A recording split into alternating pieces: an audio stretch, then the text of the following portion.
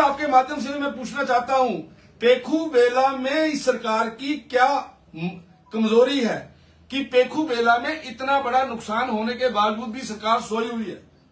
इस पेखू बेला के कारण से बड़े अफसर की मौत हो गई। चलो वो केस सीबीआई को चला गया, उसको उस विषय को हम छेड़ेंगे नहीं अभी, लेकिन अल्टीमेटली सारी चीजें पेखू बेला से जुड़ी हैं।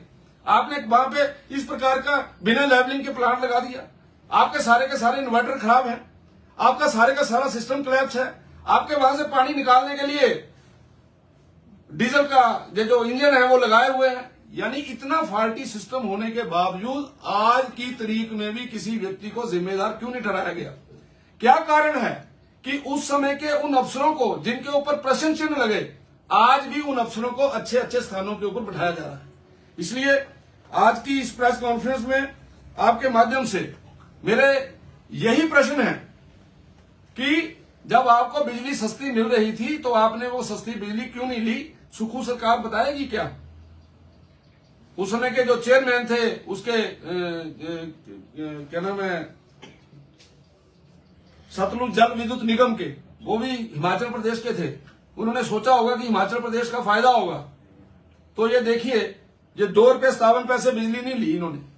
तो इस प्रकार की जो गलतियां हुई हैं उससे सरकार की मंशा का स्पष्ट पता चलता है कि सरकार पूर्ण रूप से भ्रष्टाचार में डूबी हुई है।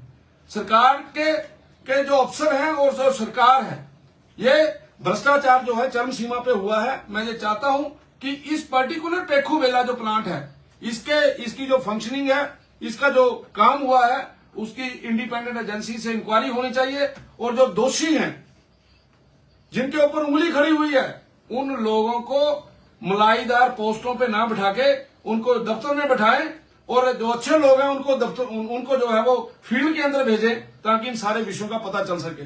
मुझे लगता है कोई पुरानी दुश्मनी है इस सरकार की इलेक्ट्रिसिटी बोर्ड के साथ। 1500 से ज्यादा पोस्टें इन्होंने इलेक्ट्रिसिटी बोर्ड में खत्म कर दी हैं, कोई नई रिक्रूटमेंट नहीं हो रही। और इसलिए इन सारे विषयों को देखते हुए ये मेरे जो प्रश्न है, मैं चाहता हूं इन प्रश्नों का जवाब जो है वो इस सरकार को देना चाहिए।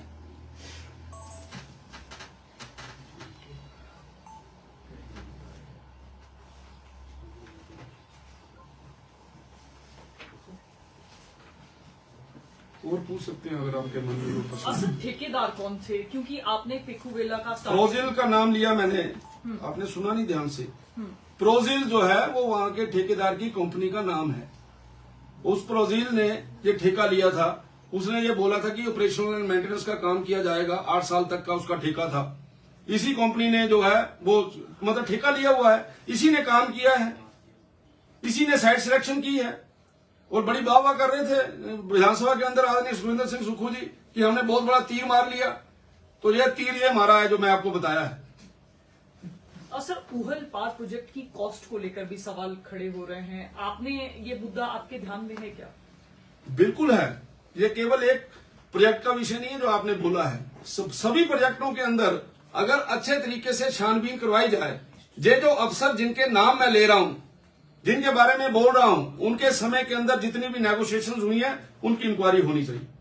सर, क्या आगामी जो विधानसभा का सत्र है, आपने पहले भी ये मुद्दा उठाया, क्या आप इस सत्र में भी जो जितने भी पावर प्रोजेक्ट्स है उनसे जो रिगार्डिंग क्वेश्चन है क्या उसको भी रेज करेंगे? निश्चित तौर से जब तक इन विषयों के ऊपर न्याय नहीं मिलता, जब तक हिमाचल प्रदेश के हितों की रक्षा करने में सुखविंदर सिंह सुक्खू की सरकार फेल है, तब तक मैं इन विषयों को उठाता रहूंगा।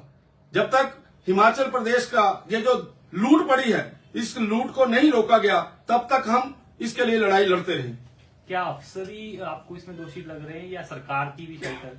ऐसा कभी होता है कि केवल अफसर ही दोषी होते हैं? सरकार का जिस समय किसी व्यक्ति के ऊपर आप देख रहे हैं सरकार चल रही है जो सरकार जिस तरीके से चल रही है उसके विषय में तो अभी नहीं तो टॉपिक बदल जाएगा। सरकार कैसे चल रही है इस पर जाना नहीं चाहता, लेकिन अल्टीमेटली सरकार ने उसी अफसर को अच्छी जगह बैठा दिया। ये वो सरकार है जिस सरकार ने जिस समय ये व्यक्ति जमानत लेने गए, आपके अफसर चाहे वो देसराज जी थे चाहे मीना थे, आपकी सरकार ने वकील ही नहीं खड़ा किया कि इनकी जमानत नहीं होनी चाहिए। कितनी बेईमानी है सरकार के मन के अंदर, रिकॉर्ड है मेरे पास। यानी जिस समय उनके ऊपर आरोप लगे तो वो जमानत लेने के लिए जिस समय गए, जमानत लेते समय सरकार ने उनकी जमानत को रोकने के लिए वकील ही पेश नहीं किया। इससे बड़ी बेईमानी और क्या हो सकती है? विक्रम जी, जिन अधिकारियों का आप जिक्र कर रहे हैं, जब 12 से 17 कांग्रेस की सरकार थी, आप लोग ही कहते थे उस सरकार को बदलने के लिए कि ये टायर्ड और रिटायर्ड लोगों की सरकार चल रही है। वर्तमान हालात की बात करें, आपको खुद पता है चीफ सेक्रेटरी एक्सटेंशन पर चल रहे हैं, कुछ ऐसे भी अधिकारी हैं जिन पर मुख्यमंत्री ने सवाल उठाए, बावजूद उसके वो एडवाइजर हैं। फिर इस सरकार को आप क्या कहेंगे? निश्चित तौर से सरकार पूर्ण रूप से फेल है। सरकार विधानसभा के अंदर खड़ी होकर जो विपक्ष के समय में क्वेश्चन मार्क लगाती रही है, आज उन्हीं अफसरों के साथ वो मिलजुल कर चली हुई है। इसलिए सरकार पूर्ण रूप से फेल है। सरकार किसी भी कोई बात, कोई विषय हम छेड़ लें, किसी भी विषय पे हमें शाबाशी देने के लिए कोई शब्द नहीं मिलता उनके लिए। सरकार जो है पूर्ण रूप से फेल। आपको क्या लगता है सरकार की मजबूरी क्या है इन अधिकारियों को एक्सटेंशन देकर बड़े पदों पर चलाने की? इसके ये भी बात मुझे समझानी पड़ेगी, मजबूरी क्या है। माल मिल रहा है बढ़िया बढ़िया, मजबूरी यही है। पैसा खाया जा रहा है, भ्रष्टाचार हो रहा है पूरा दब के, इसलिए ऐसा हो रहा है। रोज मैं तो कहता हूं अगर हर रोज प्रेस कॉन्फ्रेंस करी जाए, हर रोज नया टॉपिक है, पूरे का पूरा सीएम ऑफिस, उसमें काम करने वाले लोग, उनके ऊपर किस प्रकार के प्रश्न चिन्ह लग रहे हैं। तो इसलिए सरकार क्यों देती है, इस प्रकार का काम क्यों करती है सरकार? जिन लोगों के ऊपर क्वेश्चन मार्क लगा हो और उनको एक्सटेंशन मिल रही हो, उनको आगे बढ़ाया जा रहा हो, उनको शाबाशी दी जा रही हो, तो उसका कारण क्या होता है? लेकिन शांता कुमार तो इस पे बड़ी तारीफ कर रहे हैं सरकार की कार्यप्रणाली की। शांता जी का अपना दृष्टिकोण हो सकता है, जो मेरा दृष्टिकोण है वो मैं बता रहा हूँ, उनका अपना दृष्टिकोण होगा। कांग्रेस प्रदेश अध्यक्ष ये सवाल उठा रही हैं कि हिमाचल प्रदेश में जिस तरह से स्लांट विक्ट्रीज हो रही है लगातार, इसमें कहीं ना कहीं जो चुनाव हो रहा है उसमें भी गड़बड़ियां हैं। केंद्र में राहुल गांधी भी यही बात उठा रहे हैं और प्रदेश में अब जो है प्रतिभा सिंह ने भी आरोप लगाए हैं कि जो जिस तरह से प्रदेश में चुनाव हो रहे हैं उसमें कहीं ना कहीं गड़बड़ी है। प्रदेश में कांग्रेस जीती है, अब कांग्रेस ने गड़बड़ी की होगी तो मुझे मालूम नहीं।